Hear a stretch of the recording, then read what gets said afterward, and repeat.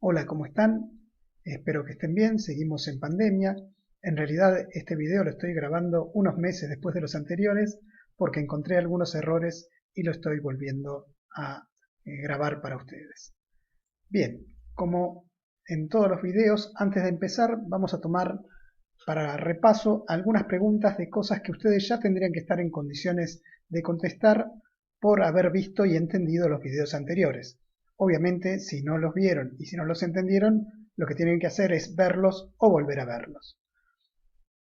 Tendrían que poder responder a esta altura qué se entiende por un cambio en la demanda y cómo se ve reflejado en el gráfico. Cómo se ve reflejado un aumento de la demanda y cómo se ve reflejada una disminución de la demanda. Y cuáles pueden ser las causas de estos cambios en la demanda, de un aumento o una disminución, cómo afecta un cambio en el ingreso de las familias a la demanda. Recuerden que la respuesta acá es depende, y lo que tendrían que poder contestar es de qué depende. Si hubiera una campaña publicitaria, ¿cuál sería el objetivo? ¿Cambiar la cantidad demandada o cambiar la demanda de los consumidores? Y finalmente, si el Fernet con Coca fuera para mí un sustituto de la demanda de cerveza, dado lo analizado para una baja en el precio del Fernet, ¿cómo afectaría eso mi demanda de cerveza? Traten de contestar estas preguntas, de todas formas, algunas las vamos a responder en las próximas diapositivas. Supongamos que el Fernet con Coca es un bien sustituto de la cerveza y que partimos de una situación inicial donde, para un precio de 250 en el Fernet con Coca, estoy dispuesto a consumir 3 unidades, y para un precio de 120 en la cerveza estoy dispuesto a consumir 6 unidades. Y lo que ocurre es que disminuye el precio del Fernet con Coca y lo que va a ocurrir en consecuencia va a ser un aumento en la cantidad demandada del Fernet con Coca. Esto es por ley de la demanda. Ante una disminución del precio de 250 a 125 aumenta de 3 a 6.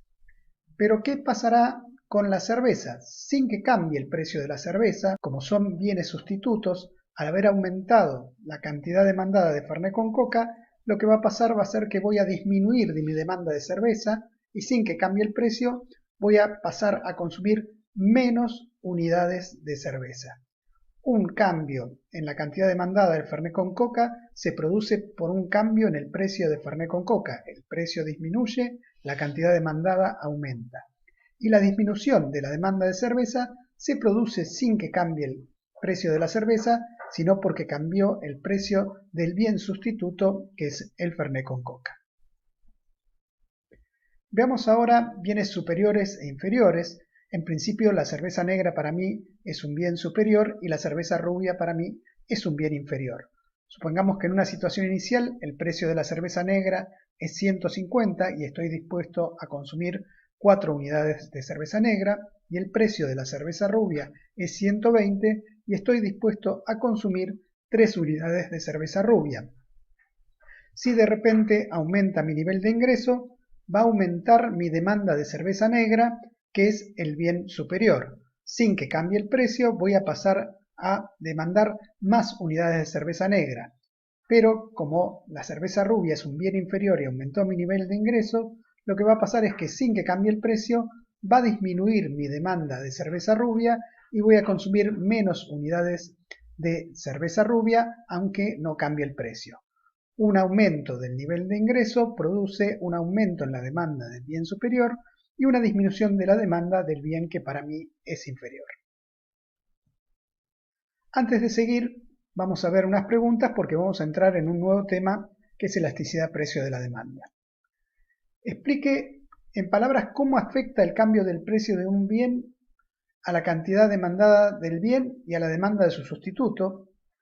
¿Cómo se refleja en el gráfico un aumento del ingreso de la unidad de consumo en la demanda de dos bienes, uno normal o superior y otro inferior? ¿Y qué pasaría si en vez de un aumento del ingreso hubiera una disminución del ingreso de la unidad de consumo? Finalmente, piensen que se descubre que el consumo de la sal aumenta las probabilidades de contagio de COVID-19. ¿Cómo afectaría eso la demanda de sal? Dicho esto, y espero que lo contesten, pasamos al siguiente tema, que es elasticidad. La elasticidad precio de la demanda es una medida de la capacidad de reacción de los consumidores ante un cambio en el nivel de precios. Una mayor elasticidad se interpreta como una mayor capacidad de reaccionar, y reaccionar es cambiar la cantidad demandada. Existe una palabra que es inelasticidad, que es un sinónimo de menos elasticidad. Cuando decimos que una demanda es más inelástica entre dos niveles de precios, estamos diciendo que es menos elástica entre esos mismos niveles de precios. La elasticidad de precios tiene sus propios determinantes que son diferentes de los determinantes de la demanda. A la pregunta, ¿cuáles son los determinantes de la demanda? Ya lo sabemos. Precio del bien, de los complementarios, de los sustitutos en la demanda, nivel de ingreso, los gustos y otros. Pero si la pregunta es ¿cuáles son los determinantes de la elasticidad de precio?, estamos preguntando de qué depende la capacidad de reacción de los consumidores ante un cambio en el nivel de precios. Estos determinantes son 4 que no importa el orden en el que los mencionemos. El primero es la existencia y disponibilidad de sustitutos próximos en el consumo. Si tengo otros bienes que satisfacen la misma necesidad, ante una suba del precio tengo más capacidad de reaccionar, dejar de consumir ese bien, porque puedo pasar a consumir los bienes sustitutos. La importancia del gasto en consumo del bien en el presupuesto de la unidad de consumo hace que cuando un bien tenga muy baja incidencia en el consumo, en el presupuesto familiar, su consumo, uno va a ser más inelástico. Un ejemplo de esto es la sal. Sube el precio de la sal o baja el precio de la sal, y sin embargo la cantidad que nosotros demandamos de sal no se ve afectada por estos cambios de precio. La importancia de la necesidad que satisface el bien. Cuanto más importante es la necesidad que satisface el bien, la demanda tenderá a ser menos elástica o más inelástica, ya que los consumidores no podrán dejar de satisfacerla. Un ejemplo extremo de esto son los medicamentos, o en particular la insulina para un diabético, que el precio puede subir o bajar y la cantidad demandada se va a ver inalterada, pero somos bastante inelásticos respecto de los alimentos y sin embargo podemos ser bastante más elásticos respecto de bienes que no satisfacen necesidades muy importantes.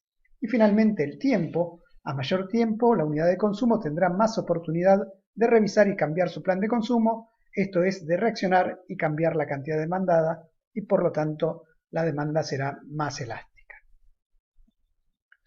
El coeficiente de elasticidad precio de la demanda tiene una expresión formal que es variación porcentual en la cantidad dividido variación porcentual en el precio. Esto se expresa entre barras de valor absoluto porque siempre el signo de la variación porcentual en la cantidad y de la variación porcentual en el precio son contrarios por ley de la demanda.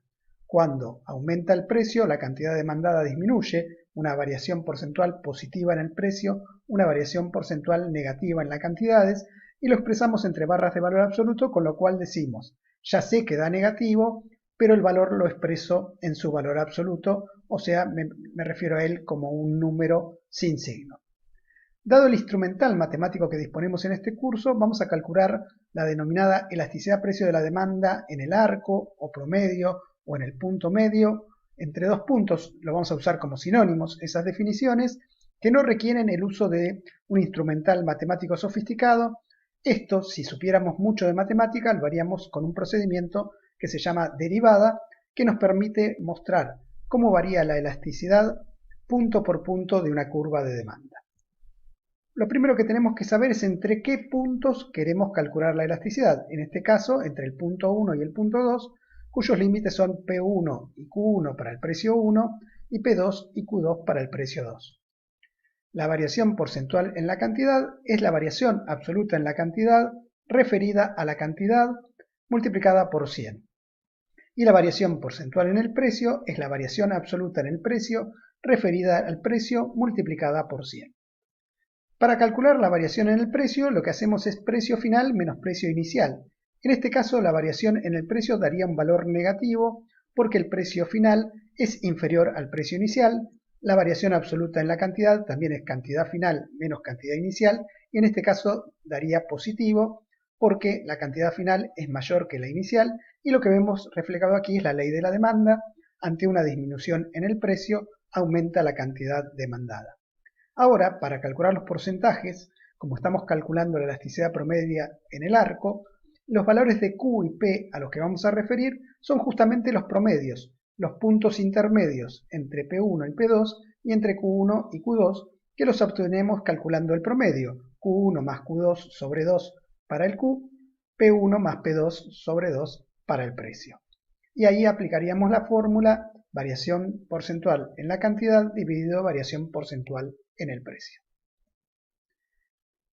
Este coeficiente, que se puede calculando la variación en la cantidad, la variación en el precio, la variación porcentual en la cantidad y la variación porcentual en el precio, se puede obtener reemplazando las fórmulas de cada parte dentro de la fórmula general, y esto quedaría así: variación en la cantidad sobre cantidad por 100 dividido variación en el precio sobre el precio por 100. Los dos 100 se simplifican y por las propiedades de la división de cocientes nos queda que el producto del numerador de arriba dividido por el denominador de abajo dividido el numerador de abajo por el denominador de arriba, o sea, nos queda variación en la cantidad por el precio dividido variación en el precio por la cantidad. Si además en esta fórmula reemplazamos la fórmula de P y Q por los promedios entre P1 y P2, los sobre 2 de los promedios también se simplifica y nos queda esta fórmula. De todas formas, todas las fórmulas arrojan el mismo resultado, o sea que pueden elegir calcular por partes, calcular con la primera de estas dos fórmulas que aparecen acá o con la segunda y debería obtenerse el mismo resultado. En el próximo video vamos a ver algunos ejemplos de cómo calcular la elasticidad precio de la demanda.